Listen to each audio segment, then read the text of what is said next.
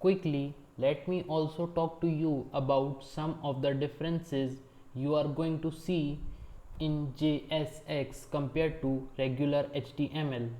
The first one, which we have already seen, is class being replaced by class name. Similarly, we also have for being replaced by htmlFor. Again, for is a JavaScript keyword. You are also going to see camel case property naming convention instead of HTML attribute names. For example, onClick and tab index will become onClick and tab index, that is camel casing. We will see these differences as we progress through the series, so don't worry about having to memorize them.